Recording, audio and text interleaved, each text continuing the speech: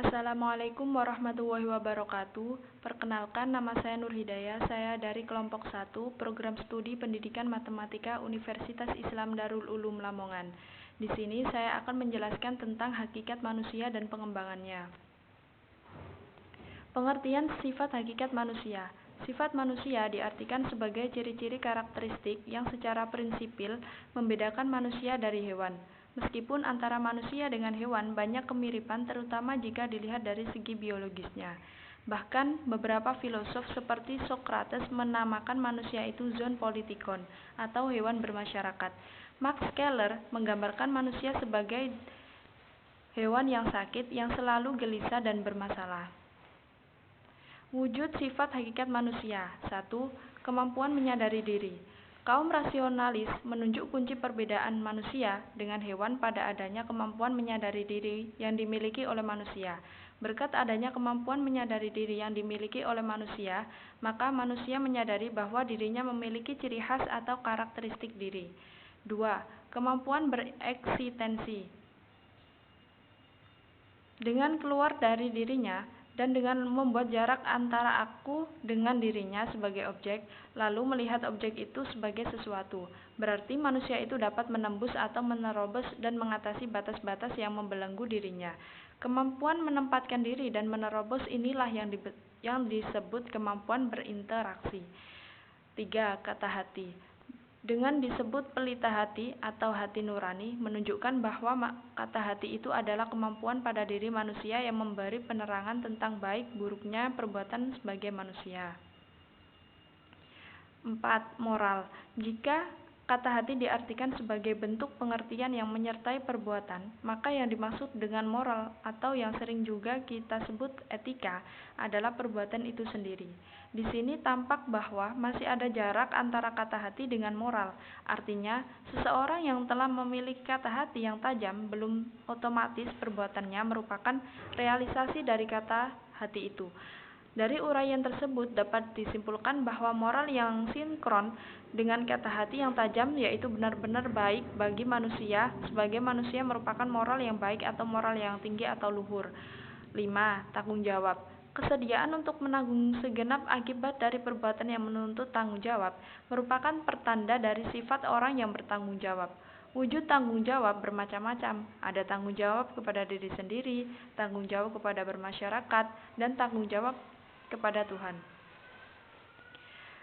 6. Rasa kebebasan. Merdeka adalah rasa bebas, tetapi sesuai dengan tuntutan kodrat manusia. Dalam pernyataan ini ada dua hal yang kelihatannya saling bertentangan, yaitu rasa bebas dan sesuai dengan tuntutan kodrat manusia, yang berarti ada ikatan. 7. Kewajiban dan hak. Kewajiban dan hak adalah dua macam gejala yang timbul sebagai manifestasi dari manusia sebagai makhluk sosial. Yang satu ada hanya oleh karena adanya yang lain. Tak ada hak tanpa kewajiban. Jika seseorang mempunyai hak untuk menuntut sesuatu, maka tentu ada pihak lain yang kewajiban untuk memenuhi hak tersebut. Yang terakhir, kemampuan menghayati kebahagiaan. Kebahagiaan adalah suatu istilah yang lahir dari kehidupan manusia. Penghayatan hidup yang disebut kebahagiaan ini, meskipun tidak mudah untuk dijabarkan, tetapi tidak sulit untuk dirasakan.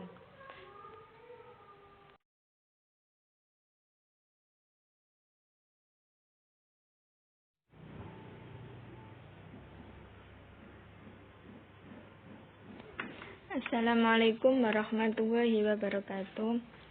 Perkenalkan, nama saya Zahratul Erika Agustin. Di sini saya akan menjelaskan tentang dimensi-dimensi hakikat manusia serta potensi, keunikan, dan dinamikanya. 1. Dimensi keindividualan. Listen mengartikan individu sebagai orang-orang, sesuatu yang merupakan suatu keutuhan yang tidak dapat dibagi-bagi. Selanjutnya, individu diartikan sebagai pribadi. 2. Dimensi kesosialan. Adanya dimensi kesosialan pada diri manusia tanpa lebih jelas pada dorongan untuk bergaul. Dengan adanya dorongan untuk bergaul, setiap orang ingin bertemu dengan sesamanya. Sehingga dimensi sosial diartikan sebagai hubungan antara manusia yang satu dengan manusia yang lain. 3. Dimensi kesusilaan.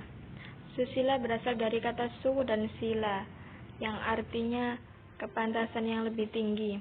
Akan tetapi, di dalam kehidupan bermasyarakat, orang tidak cukup hanya berbuat yang pantas. Jika di dalam yang pantas atau sopan itu misalnya terkandung kejahatan terselubung. 4. Dimensi keberagaman. Pada hakikatnya, manusia adalah makhluk religius. Sejak dahulu kala, sebelum manusia mengenal agama, mereka telah percaya bahwa di luar alam yang dapat dijangkau dengan perantara alat inderanya, diyakini akan adanya kekuatan supranatural yang menguasai hidup alam semesta ini. Sehingga dimensi keberagaman adalah saling menghargai antara keberagaman yang satu dengan keberagaman yang lainnya.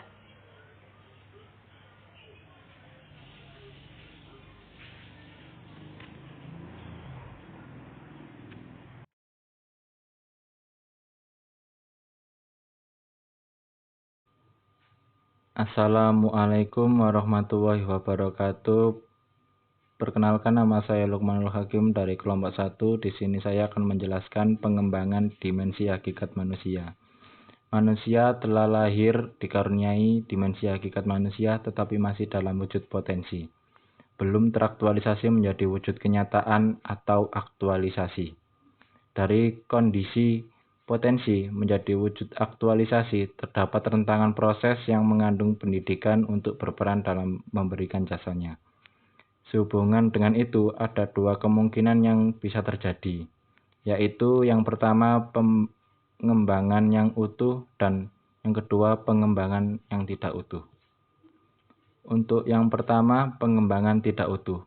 Tingkat keutuhan perkembangan dimensi hakikat manusia ditentukan oleh dua faktor, yaitu kualitas dimensi hakikat manusia itu sendiri secara potensial dan kualitas pendidikan yang disediakan untuk memberikan pelayanan atas perkembangannya. Meskipun ada tendensi pandangan modern yang cenderung memberikan tekanan lebih pada pengaruh faktor lingkungan. Selanjutnya, pengembangan yang utuh dapat dilihat dari berbagai segi, yaitu wujud dimensi dan arahnya. Yang kedua, pengembangan yang tidak utuh.